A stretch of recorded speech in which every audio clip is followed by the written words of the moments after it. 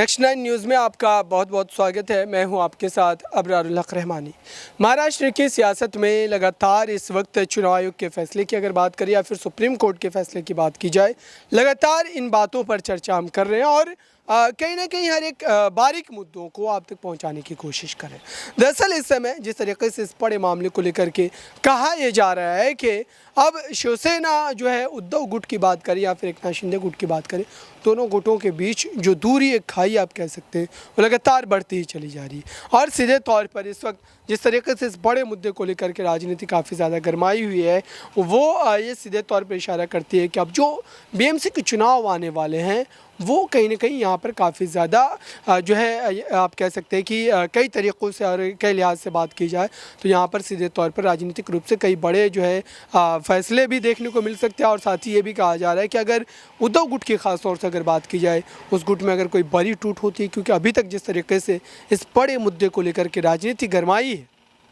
वो ये सीधे तौर पर बतलाती है कि राजनीतिक रूप से जो है ये कहीं ना कहीं काफ़ी ज़्यादा उद्धव ठाकरे गुट को भारी पड़ने वाला है। और सीधे तौर पर इस बड़े मामले को लेकर के जिस तरीके से बयानबाजी लगातार देखने को मिल रही है, चाहे वो आदित्य ठाकरे की तरफ से हो या फिर एकनाथ शिंदे की तरफ से हो, खुद आदित्य ठाकरे ने जिस तरीके से इस बड़े मुद्दे को लेकर के काफ़ी ज़्यादा आक्रामक नजर आए वो, क्योंकि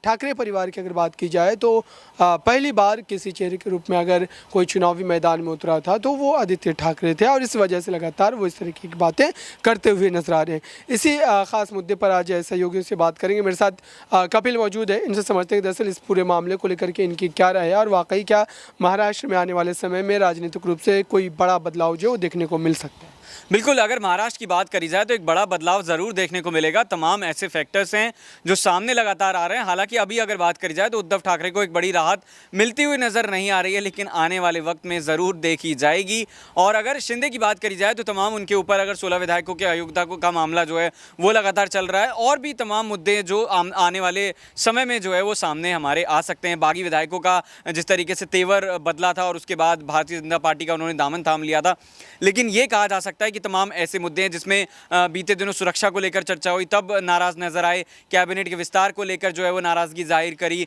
और अभी तक हम देख रहे हैं कि इस तरह की तमाम चीज़ें जो है वो नज़र नहीं आई हैं जो अब तक हो जानी चाहिए थी अगर बागी विधायकों की बात करी जाए तो। बिल्कुल, इस बड़े मुद्दे को लेकर के अभी की अगर ख़ास तौर से बात की जाए, जिस तरीके से महाराष्ट्र की सियासत में लगातार आप देख रहे हैं कि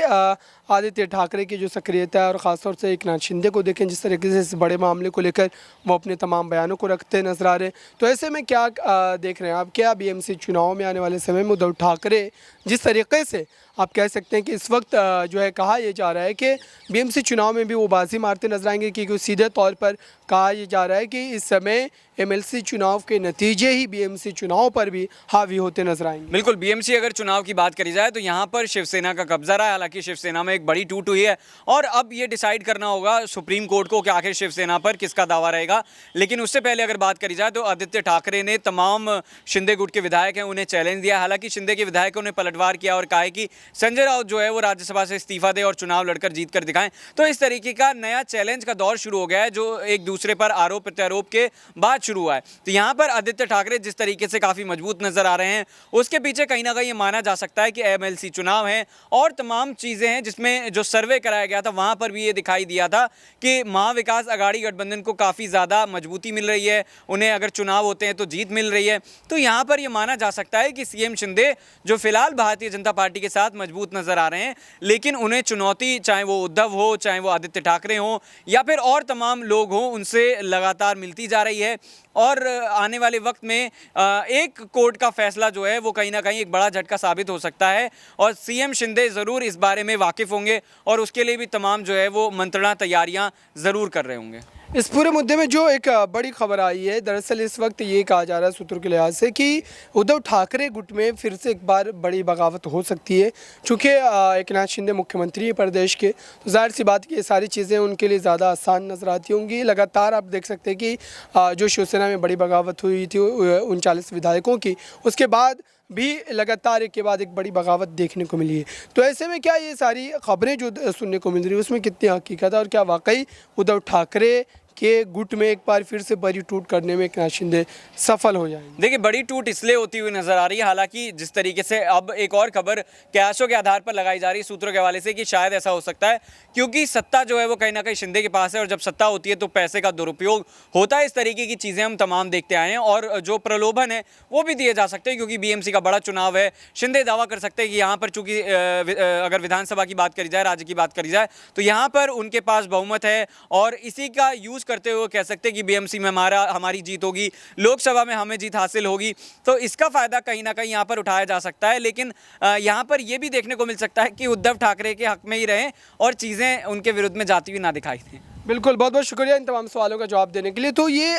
सारी परिस्थिति है जिसको लेकर के सीधे तौर पर कहा जा रहा है कि महाराष्ट्र में कई बड़े बदलाव जो देखने को मिल सकते हैं, लेकिन साथ ही जो गंभीर और कई बड़े सवाल जो है वो इस वक्त ये देखने को मिल रहे हैं कि दरअसल महाराष्ट्र में अब आने वाले समय में जो है ये देखना और ये समझना काफ़ी ज़्यादा दिलचस्प होगा कि अब जो है इस पूरे मुद्दे को लेकर के राजनीति किस तरीके से बदलती नजर आएगी, क्योंकि लगातार ये कहा जा रहा है कि कहीं ना कहीं इस बड़े मुद्दे को लेकर के जो है उद्धव ठाकरे कोई बड़ा निर्णय लेंगे। और जाहिर सी बात है कि जिस तरीके से महाराष्ट्र की जो है राजनीति में लगातार आप कह सकते हैं कि जो तमाम बातें देखने को मिल रही थी वो ये जतलाती है कि अभी भी जो मराठी बनाम बाहरी का मुद्दा जो है वो फिर से एक बार राजनीति में जो है दोहराता हुआ नजर आ सकता है, क्योंकि उद्धव ठाकरे ने इसके बड़े संकेत भी देने शुरू कर दिए हैं। तो देखते हैं कि अब जो है इस पूरे मुद्दे को लेकर के किस तरीके से बड़ा बदलाव होता है। मेरे साथ कशिश जुड़ रही है, उनसे समझेंगे दरअसल इस बड़े मामले को लेकर के उनकी क्या राय है, और क्या वाकई मध्य प्रदेश में जो तमाम माफ़ कीजिएगा महाराष्ट्र में जिस तरीके से इन तमाम मुद्दों को लेकर के हम चर्चाएं कर रहे हैं उसमें क्या बदलाव देखने को मिल सकता है, क्योंकि अभी भी एकनाथ शिंदे एक मजबूत परिस्थिति में नजर आ रहा है। देखिए, नॉर्मल सी बात है यहाँ पर कि एकनाथ शिंदे लगातार दिन प्रतिदिन यहाँ पर और ज़्यादा स्ट्रॉन्ग होते हुए नजर आ रहे हैं और उद्धव ठाकरे को लगातार झटके यहाँ पर लग रहे हैं। लेकिन इस बीच जो बड़ी खबर यहाँ पर सामने आई थी उसमें ये कहा जा रहा था कि उद्धव ठाकरे अब कहीं ना कहीं रिलैक्स फील कर सकते हैं, और उसके साथ साथ यहाँ पर चुनाव आयोग को भी फैसला लेना पड़ेगा,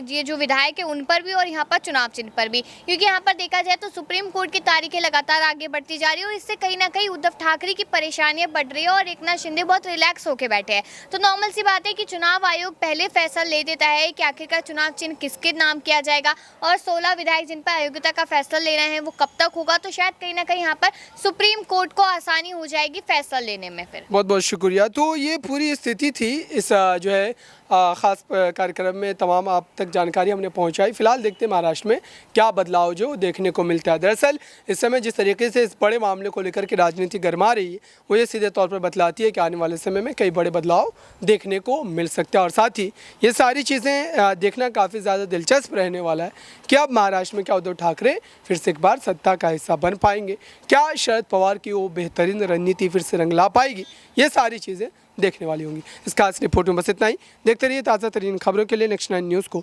धन्यवाद।